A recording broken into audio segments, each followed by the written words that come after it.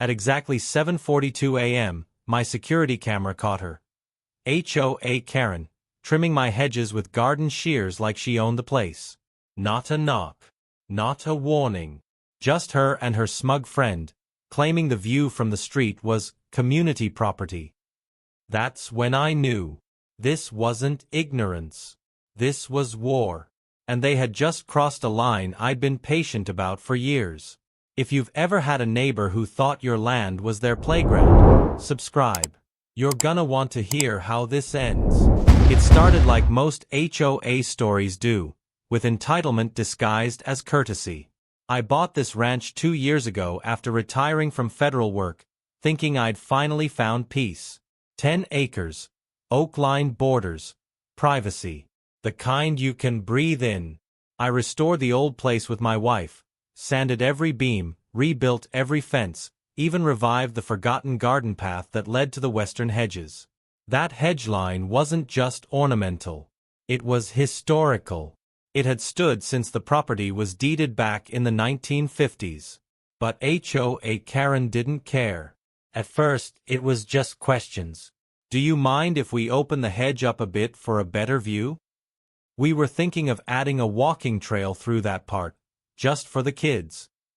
Could we remove some of the older shrubs? They're an eyesore from the road. I always answered the same, no, that's my property line. She'd smile tight, nod, and leave. Then came the pamphlets. I found one on my doorstep a month later, Scenic Integration Plan for Lakeview Drive. It showed mock-ups of open lawns, trimmed hedges, and wide walking paths through my land. My name wasn't listed, and neither was any notice of a vote. It wasn't a suggestion. It was a map of her ambitions. I took it straight to the HOA office. The door was locked. So I left it there with a note in red ink, not happening. Don't touch my fence. Don't touch my hedges. This is final. The next week, a landscaping crew showed up anyway. I wasn't home at the time. My wife called me in a panic. There's trucks on the lawn. They're cutting. I drove back like a man possessed. By the time I arrived, they had already destroyed 8 feet of the western hedges and loaded them into a shredder. The foreman claimed Karen had signed off. Said it was approved by the board. I demanded paperwork. He had none. I showed him the corner survey markers and made it crystal clear. Step 1 more inch onto my land, and I'm calling the sheriff. They left. Rattled. But I knew it wasn't over. Not with Karen. A week later, I woke up to another scene. A group of HOA board members, Karen front and center, taking pictures on my lawn. One had a tripod. Another was sipping coffee like they were on safari. I stepped out calmly and asked what they were doing. Karen didn't flinch. We're documenting the improvement progress. The hedges will be restored to something more community-oriented. I replied, touch anything else and you'll be documenting a lawsuit. That afternoon, I filed a restraining order. But court orders don't stop petty people. Only consequences do. So I made a plan. The next week, while they were too busy preparing their next improvement vote, I started buying shipping containers. Rusty ones, tall ones, ugly ones. And I stacked them 3 high right where the hedge used to be. Painted them brown to match the dirt and bolted them together like a fortress. Cameras, motion lights, sensor alarms. I even added a sign. Private land. Trespassers will be documented, fined, and reported. It wasn't beautiful, but it was mine. And now, it was bulletproof. I knew the container wall had struck a nerve the day I received the HOA violation notice in my mailbox. Hand-delivered, not mailed. The paper was crumpled, as if someone had clutched it in anger. Visual pollution, it read. Violation of aesthetic harmony. They demanded I remove all containers within 14 days or face a fine of $500 per day. I smiled. That smile wasn't joy, It was the grim recognition of a battle line being drawn. They had their bylaws. I had county zoning and federal land use exemptions. And what they didn't know yet would cost them more than a view. Before responding, I walked the perimeter of my property, phone in hand, filming every inch of what I now called Fort Ironclad. I narrated each corner with GPS coordinates and referenced public records. Then I called the county zoning office. It took 2 minutes for the officer to confirm, "You're in the clear. It's agricultural land, and as long as the structures are secured, you're not in violation." I asked for it in writing, got the email by noon, printed it, framed it, nailed it to the front gate, right above their stupid HOA violation letter. The next morning, a drone buzzed over my house. Not the small hobby kind. This was bigger, louder, professional. It hovered near my second-floor window for a full minute before zipping off. I followed it with binoculars and caught it landing in Karen's backyard. She stood under a sun umbrella, arms crossed, sipping lemonade like she was Queen Victoria surveying her empire. I called the sheriff. They sent a deputy within 30 minutes. The drone flight? Illegal surveillance. He documented everything. She got a warning. Her face turned red when he walked away from her and gave me the copy of the report. By that afternoon, the neighborhood message board lit up. Someone leaked the deputy's report, and for once, Karen's loyalists started whispering. A few even messaged me directly, "Hey, sorry about all this, we didn't vote on those decisions. She never told us the hedges were on your land." Karen was losing control. And people like her? They don't go down with dignity, they double down. 2 days later, I heard the sound of chains clinking. I looked out and saw a tow truck. Not just parked, backed into my driveway. A man in reflective gear began inspecting the container gate. I stepped out calmly and asked, "You lost?" He handed me a paper. HOA order. Says this is an unauthorized structure to be impounded. I laughed. Loud. Then I handed him my zoning exemption letter and the sheriff's drone report. The man read both. His eyes widened. He got back in the truck and drove off, without a word. Next came the online smear campaign. HOA Karen posted an edited photo of my container wall, but she filtered it to look rustier, added fake rats in Photoshop, and claimed my junkyard had caused property values to drop. But people weren't buying it. A local blogger ran a full story titled, "The Man Who Fought Back, When HOA Power Meets Federal Land Rights." It went viral in the county. I started getting emails from people saying, "Thank you. I wish I had stood up when they came for my trees." Some even asked for copies of my zoning exemption form. Then the HOA sent a formal lawyer's letter. Certified mail. Thick envelope. Inside was a cease and desist demanding the containers be removed, my property restored, and a public apology issued. I handed it to my wife, who laughed before passing it to our attorney. Her reply, filed with the county court, was 3 pages of beautifully worded venom. My client is not only in full compliance with all zoning and building regulations, but any further harassment may constitute civil liability, including but not limited to defamation, attempted trespass, and abuse of authority. That letter shut them up. For about 48 hours. On the 3rd day, someone spray-painted "eyesore" on one of the containers. Big red letters. I checked the cameras. It wasn't a teenager. It was one of the HOA board members. I submitted the footage to the sheriff's department. Vandalism. They arrested him at his home. Karen tried to hold an emergency HOA meeting, but only 2 people showed up. The rest had seen the arrest online. That night, I power washed the container clean and installed new floodlights that turned on with motion. The glow made Karen's garden look like a crime scene every time she stepped outside. Eventually, someone from the HOA came quietly. Not Karen. Someone new.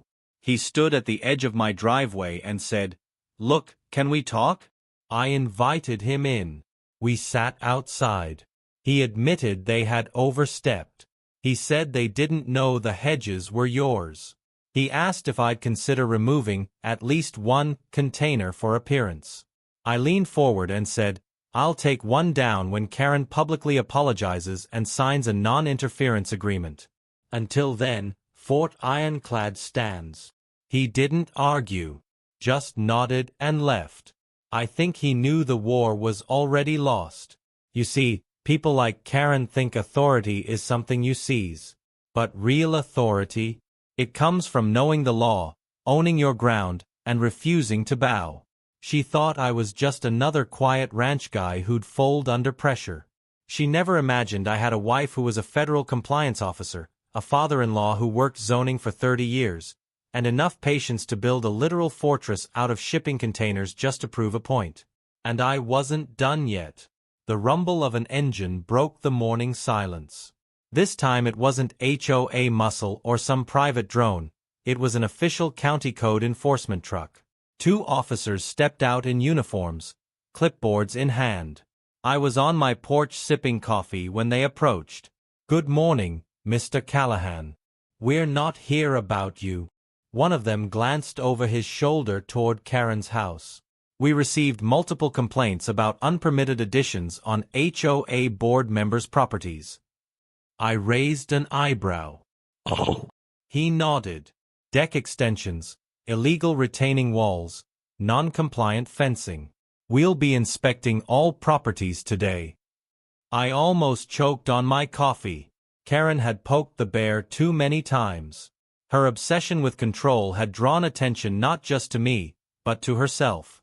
While she and the board had been throwing the HOA rulebook at everyone else, they'd ignored basic code regulations on their own homes. And now, county enforcement was on a mission. I watched from a distance as the officers taped warnings to fence posts, measured extensions, and took photos of structural violations on Karen's pergola. I didn't say a word, just stood behind my container wall, arms crossed, letting it all unfold like slow poetic justice. By lunchtime, Karen was pacing outside, phone pressed to her ear. She looked like a politician on election night, sweating, barking orders, blaming everyone else. I overheard fragments. "I told you that wall needed a permit. And you said they'd never notice." Her husband tried to calm her, but she shoved him away. Meanwhile, neighbors were coming out to watch. Some chuckled. Some just shook their heads. 4 years, she had ruled with an iron clipboard. Now she was unraveling, publicly. And it was happening without me lifting a finger. I hadn't filed a single complaint. But others had. Many, it turned out. One by one, the code enforcement team moved down the block, hitting 3 other HOA board members with citations. One had illegally widened his driveway. Another had installed lighting that violated dark sky ordinances. Each of them had voted to fine me over aesthetic issues weeks earlier. Now they stood on their lawns, red-faced and silent as the county photographed their violations. Karen tried to rally them. "We need to fight this." But none of them responded. The HOA's little empire was crumbling, and nobody wanted to go down with her. They scattered like leaves in the wind, muttering excuses. By evening, a notice was pinned to the community board at the entrance gate. "Emergency HOA meeting postponed indefinitely." No explanation. No apology. Just retreat. It was the first time in a decade that the monthly meeting had been cancelled. The same meeting where Karen usually strutted in like a general in full command. That night, I celebrated. Not with champagne, but with silence. My property was quiet. My container stood tall, and the stars above felt brighter. For the first time since buying the land, I felt peace. But it didn't last long. Because peace is never permanent around people like Karen. 2 days later, I received a certified envelope from the HOA's lawyer. But this time, it wasn't a threat. It was a request. A negotiation letter. They offered to formally drop all current complaints and issue a public statement retracting prior accusations, if I would agree to visually reduce the container wall by painting it earth tone and planting 2 rows of evergreens. I showed it to my wife. She smirked. "So now they want peace," she said. "Not because they respect you, but because they're afraid of you." I nodded. Exactly. I didn't reply to the letter. Not yet. Instead, I went out and bought 3 large industrial-grade security cameras. Not because I was scared, but because I knew Karen wasn't done. People like her never back down cleanly. They regroup, retool, retaliate. The cameras had motion detection, night vision, and 30-day cloud backups. I mounted them visibly. Let everyone see them. A statement. I'm watching now too. No more sneak attacks. No more quiet threats. The fortress was no longer symbolic, it was functional. I wasn't just standing my ground anymore. I was fortifying it, preparing for the last act of this suburban drama. And just in time. That weekend, someone broke into my tool shed. Nothing was stolen, but tools were thrown around, locks were broken. On the back wall, someone had scrawled, "You don't belong here," in red spray paint. I checked the footage. Hoodie, gloves, unmarked vehicle, but the gate? The height? Too familiar. I sent the clip to the sheriff. "We'll review it. Looks like someone from the neighborhood," they said. "Want us to increase patrols?" I shook my head. No. I just want it on record. I had a feeling this wasn't the final move, but it was definitely one of the last. 3 days later, the HOA president resigned. Not Karen. She never had the title officially. She just controlled the board through influence. But with him gone, everything collapsed. No meetings, no votes, no quorum. Karen stood alone. And that's when it hit me. This wasn't just about containers, or property lines, or views. It was about control. She lost hers. I kept mine. The HOA had overplayed its hand, weaponized rules, trespassed limits, violated trust. And now they had no board, no president, no plan. Just a fortress at the edge of town that reminded them every day that one man said no. And meant it. But I wasn't finished just yet. The wind had turned cold by the time I decided it was time to reclaim what they took. The hedges. My first line of privacy. The soft green wall that once separated my home from the HOA's scrutiny had been butchered, sacrificed on the altar of someone else's aesthetic vision. But I didn't rebuild it for beauty. Not anymore. Now it was strategy. I bought back twice the number of hedges. Fast-growing, thorny, dense. Not the cute manicured type, but ones that would choke the view and form a living barricade. I planted them methodically, flanking the containers like bayonets around a bunker. While neighbors watched, some curious, others clearly annoyed, I worked in silence. No smiles. No waving. Karen stood on her porch at one point, phone in hand, snapping pictures. Maybe to file another complaint. But now she knew that paperwork didn't scare me. In fact, it only strengthened me. These weren't just bushes. They were proof of life. Proof that I wasn't going anywhere. That I wouldn't be intimidated or erased by some neighborhood fantasy of uniform lawns and white picket fences. If they wanted a war over scenery, fine. But now I was writing the script. The new hedges grew quickly. By week 2, they had already formed a thick waist-high line. Karen sent a drone over. This time, I was ready.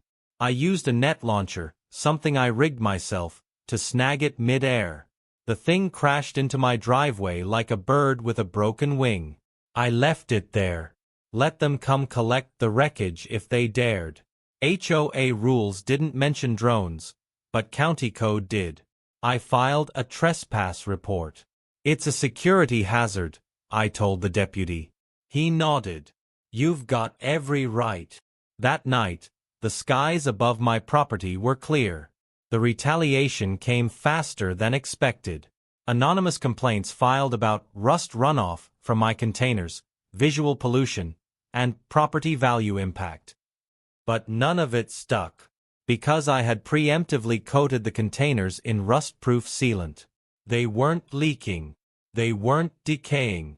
They were just ugly, and ugly wasn't illegal. The county inspectors came again. They walked around, took notes, then shrugged. "You're within code," one of them said. "Ugly's not our jurisdiction." Karen must have thrown something that night. I heard the loud thud echo from her garage. Losing control made her reckless. But reckless people make mistakes. Mistake number 1. She escalated to false reports. Someone called the fire department, claiming I had hazardous materials stored in the containers. A full team showed up in suits. I invited them in, showed them the power tools, storage bins, emergency rations. Nothing explosive. Nothing flammable. Just standard prepper gear. They left embarrassed. I requested a copy of the complaint. It came back. Anonymous. But I didn't need a name. The handwriting was unmistakable. It was Karen's all-caps rage in ink. I didn't get mad. I just added another layer of defense. Motion-activated floodlights and solar-charged alarms. Mistake number 2. She tried to rally the board again. But this time, the neighbors didn't follow. I wasn't the outsider anymore. I was the guy who stood up. The guy who didn't back down. One neighbor walked by, gave me a thumbs up. Another left a 6-pack of beer on my porch with a note, "For the fortress." The HOA was bleeding support. The wall of fear they built for years was crumbling. People who once whispered complaints were now openly mocking Karen's obsession. Someone even spray-painted, "Contain yourself, Karen," on the back of her fence. It stayed up for days. Then came her final move, a petition to force a vote on a new rule, one that would ban any structure that detracts from the collective visual harmony of the community. She needed 60% of homeowners to agree. She got 22%, less than a quarter. The rest didn't even open their doors. Some ignored her. Others laughed in her face. She walked the whole block, red-faced, clutching her clipboard like a drowning person grabs driftwood. When she finally passed by my place, I didn't say a word, just nodded toward the now 6-foot hedge wall and said, "Looks like the view's gone, Karen." And then, the twist she never expected. I filed a permit request to convert one of the containers into a livable ADU, accessory dwelling unit. I had plans drawn, insulation ordered, windows mapped out. The county had no problem. It was my land, my zoning, HOA input, legally irrelevant. I was turning one of their most hated symbols into something permanent. A second home. Maybe a rental. Maybe a studio. Either way, it would be there long after Karen's clipboard was dust. The moment the permit was approved, I printed it out and stapled it to the front gate. She moved out 2 months later. No ceremony. No goodbye. The house sold quietly. The listing photos were old. From before the containers. Before the hedge wall. Before the revolution. And that's how it ended. Not with a court order. Not with a fight. But with one man refusing to bend, until they all finally broke.